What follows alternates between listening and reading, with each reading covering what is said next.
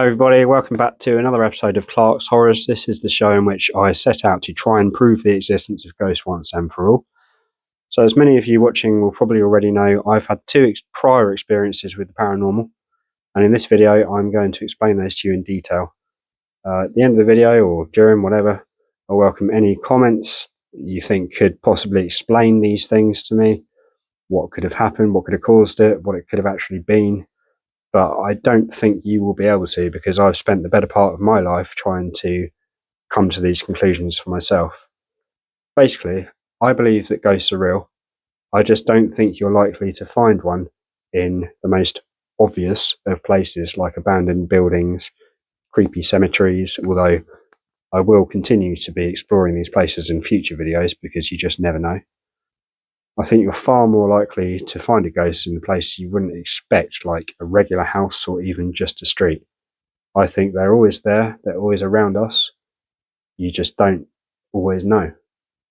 When I was younger, as a kid, for several years, my dad would take us on camping trips to a place called Arundel in Sussex, which I will be visiting again actually in a future video, with my brother and a load of his workmates and their children. Now, there was nothing weird about this campsite. It was quite a nice little place. There was a river, a playground, a sweet shop. To try and give you a little bit of a layout of the campsite itself, there was one road in, one road out, the same road. It wasn't very wide. It came off the main road, went about, probably I'd say 100 foot until you got to the main campsite entrance. The road was flanked by thick hedgerows. I'd say they were probably about shoulder height for an adult. So as children, we couldn't actually see over them unless we were standing far away. But you could see, say an adult was walking past, you could see their head. That was all you could see though. At the end of the road, there was a left-hand turn, which led into the campsite proper. Just on the entrance, there was a hut where you would sign in. And across the other side of the road from the hut was a toilet and shower block, and a place where you could go to wash your cutlery if you had any of that kind of stuff. To try and give you a little bit of a layout of the campsite itself, there was one road in, one road out, the same road. It wasn't very wide. It came off the main road, went about, probably I'd say 100 foot until you got to the main campsite entrance. The road was flanked by thick hedgerows. I'd say they were probably about shoulder height for an adult. So as children, we couldn't actually see over them unless we were standing far away. But you could see, say an adult was walking past, you could see their head. That was all you could see though. At the end of the road, there was a left-hand turn, which led into the campsite proper. Just on the entrance, there was a hut where you would sign in. And across the other side of the road from the hut was a toilet and shower block, and a place where you could go to wash your cutlery if you had any of that kind of stuff. So this particular night, I'd say it was probably about 10:30, maybe 11 o'clock at night. The parents were all out front of the tents, cooking, drinking, having a good old time. And I was sharing a tent with my younger brother and our friend Chris. We decided we could actually sneak out the back zip of the tent without being spotted and go and get up to no good. So that's exactly what we did. So we snuck away from our campground and we made our way through a load of tents, shining them through people's tents on the way and generally just being little shits, on our way towards the path that would lead us to the main road. Now, we weren't actually going to go on the main road. We were staying on the campsite side, but at the far end was this hedgerow that we could now see. And I just remember that we went very quiet because we could see someone coming up along from the main road. We could only see their head, but they were going very fast. It was almost as if they were riding a bicycle or something.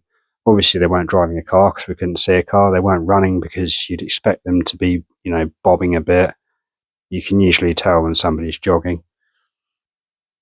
So they came along the hedgerow like this.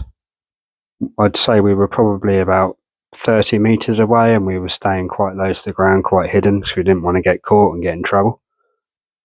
And as soon as this figure got to the end of the hedgerow, they slowed down immediately to a walking pace. And there was I remember it clearly, there was a big lamppost there that lit them up. I'd say it was a woman, short hair. I'd say she was probably 50s or 60s, and she was wearing a white vest top and white shorts.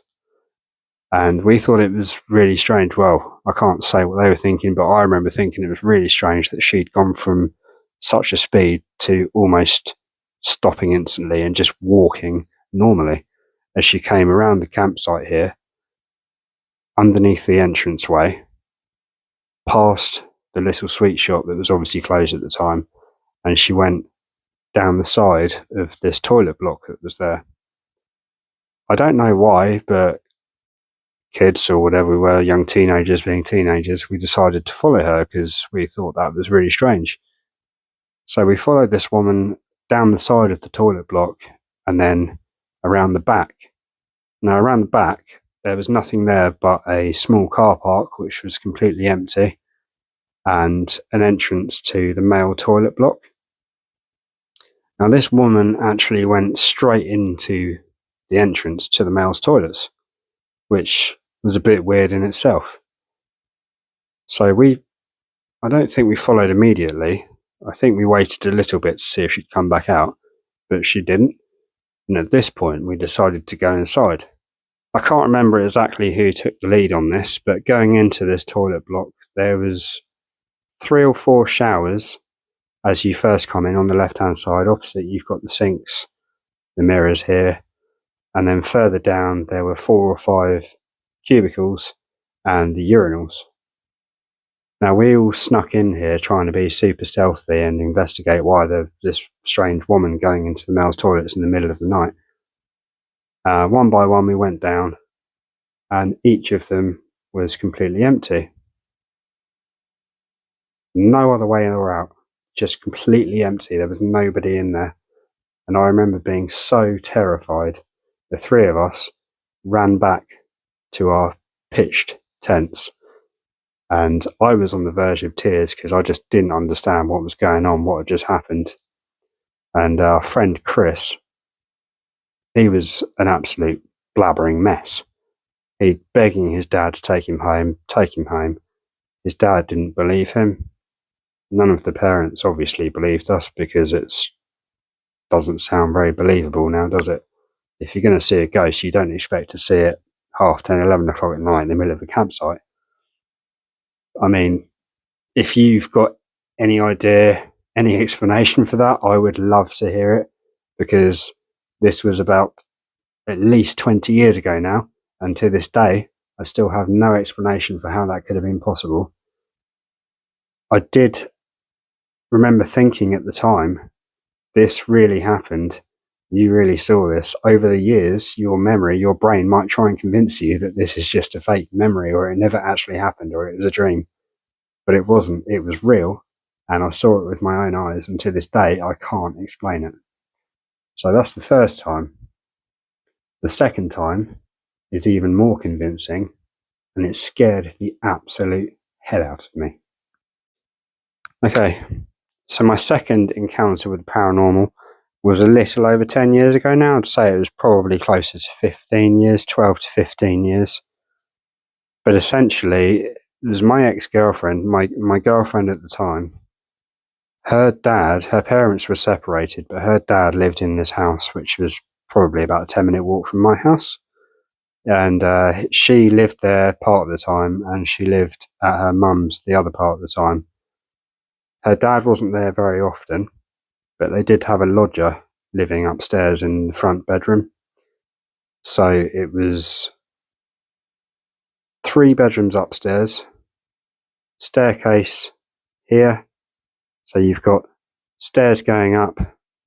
This isn't very easy to describe in a video, but maybe I'll draw a little sketch and put it in. Actually, that would probably be easier afterwards. There are 3 bedrooms upstairs, and the stairs and the bathroom. Downstairs, you walk straight in. So you have the stairs facing you straight away, straight up. To your left was the kitchen. Next room down was the front room. And then to the right at the end was a bedroom and the back doors to the back garden.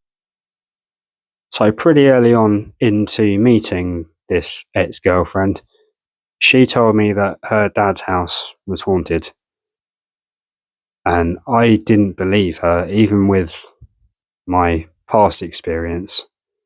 I still didn't believe her because of the way she said it so nonchalantly, just like it was the most normal thing in the world. She said, "Oh, yeah, there's a guy called Jack. He used to live in the house. His parents still live next door. But this Jack guy was 35 and he died of cancer. And he's been haunting the place ever since."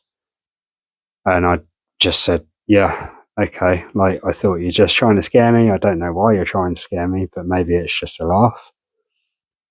First time I met her dad wasn't actually at that house, but I met him out, and somehow this came up in conversation. And I asked him about it, and he said, "Oh, yeah, yeah, it is. Yeah, it's haunted." And he told me that he'd heard things all the time in this house, upstairs, downstairs. He'd actually been pushed in the bathroom. Getting out of the bath one day, he was pinned up against the bathroom mirror by something around his neck, and things would often be thrown at him. So at this point, I was thinking, okay, so are they both in on the joke? Like, I don't really get it. I don't get the joke, but it's pretty convincing. And it was probably about 2 months into the relationship that I first went to her dad's house. Now, I didn't get any kind of weird vibes from this place. It was just another normal house until I met the lodger. Now, the lodger was late 30s, early 40s, and his bedroom was actually the bedroom of this guy that supposedly had died in there. And when I asked him about it, I remember my ex had gone out with her dad to the back garden. They were doing something out there, I don't remember what. And I was in the kitchen with this guy. And I said to him, like, "Have they ever said anything to you about this? Because I can't tell if they're just trying to pull my leg, if they're just trying to wind me up." And he said, "No, it's true. It's true." He said, quite often he'll come home and the bath will be running, or the taps in over the sink will be running, and there'll be wet footprints from the bathroom across the bath mat, across the landing, and into his bedroom, which was the bedroom of the deceased guy. And I just remember getting tingles.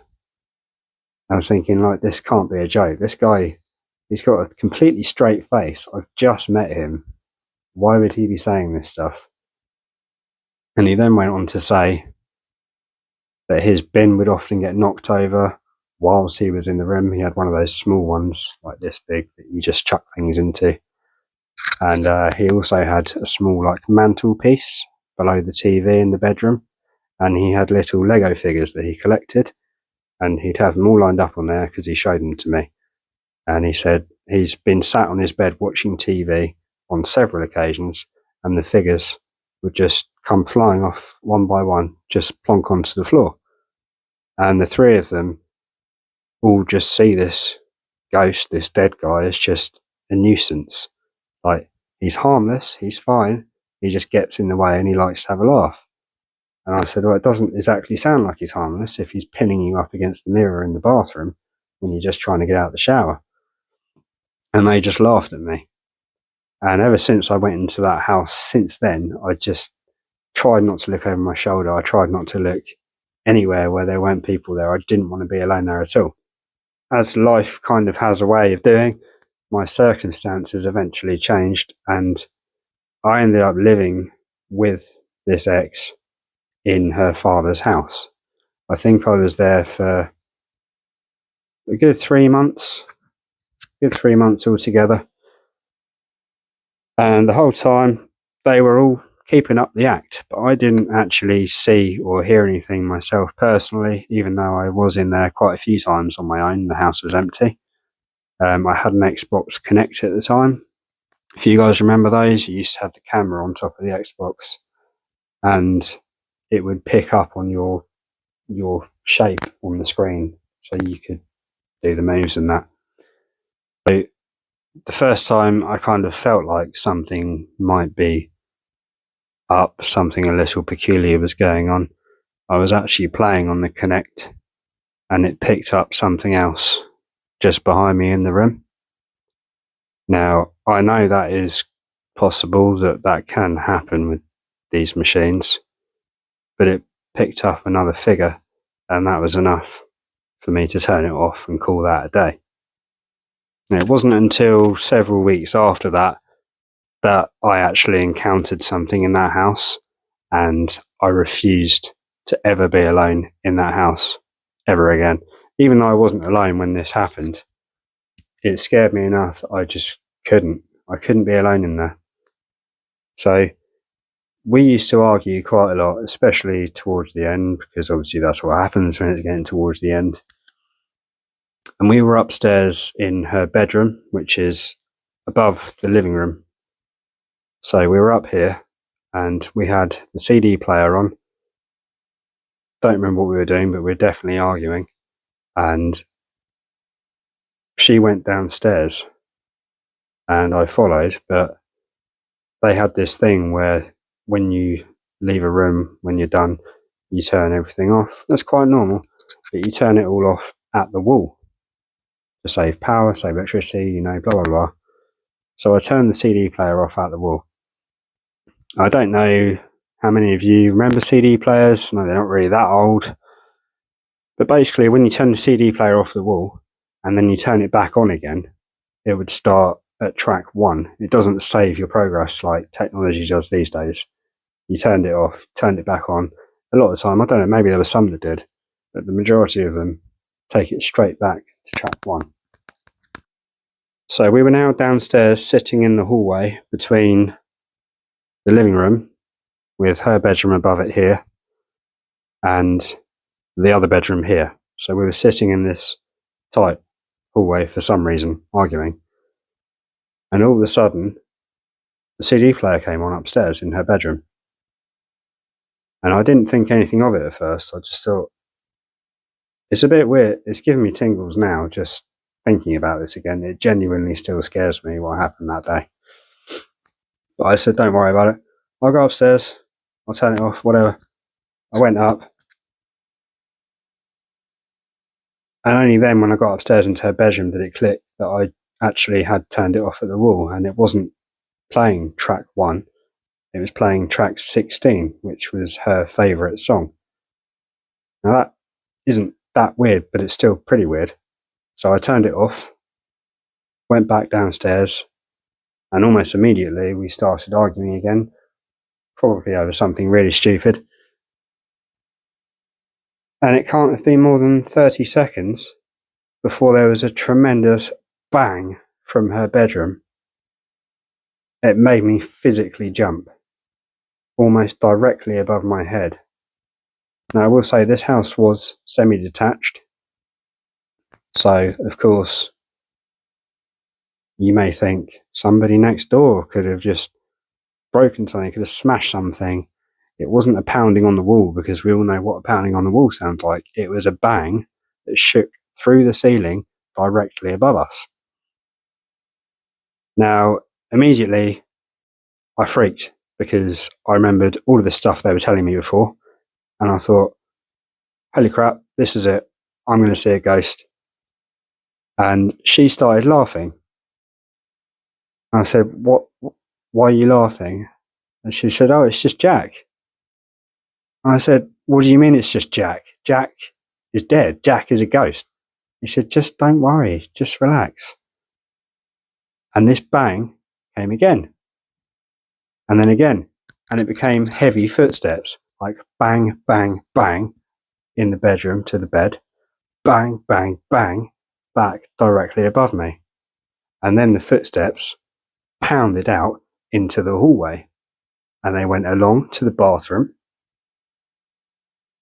And I'm really, like, it freaks me out even thinking about this, because I kind of blocked it out for a long time. And they stopped. And at this point, I was looking around. And I thought, I need to get out of this house. I can't be in here. And she was just there, absolutely wetting herself, because she was so used to this, apparently. It's just normal to her. But I felt trapped, and what can you do? And before I could do anything, footsteps came back along the hallway up here, and they stopped at the top of the stairs. And they got louder as they came closer. And at this point, the stairs are here, and I was just down here around the corner.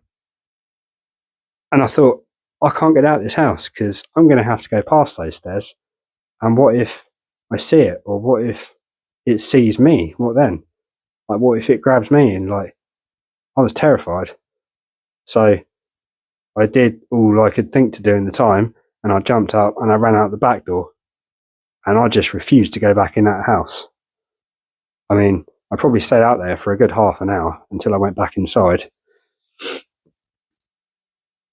And after that, it was gone. Like, there was no other noises, no other sounds. But I would not be alone in that house ever again. Even though I was living there, I had to live there. That was where I was living at the time. But I just remember being terrified all the time because this thing that I thought they'd been winding me up about the whole time was actually real. It was genuinely real. And please do let me know if you think there's some kind of strange phenomenon or anything like that that could cause something like heavy footsteps. And I'm talking stamping on the floor, like angry. This was very angry footsteps along right above me and then back along, stopping right at the top of the stairs. What could that possibly be? So yeah, in a nutshell, that is the whole reason that I've started this channel in the first place. I hope to be able to entertain you guys a bit with my outings and my visits, but at the same time, I'm looking to dispel a lot of the BS around supposed hauntings, like TV shows, obviously Most Haunted, put out there. It just muddies the waters. I believe that ghosts are real, and I think there could be a good chance of finding some evidence of that. But I think a lot of people are bogged down by all the stupid stuff that comes with it, like all the ghost hunting technology that they use. I might do another video on them as well because they're just laughable. And TV shows, all of that kind of stuff. It's why people don't believe in ghosts, because the whole thing's just become a bit of a laughing stock. But hopefully, with my stories and my videos, my upcoming videos, I might at least be able to convince some of you that there is more out there than we know of, and there's a good chance that it's there all the time.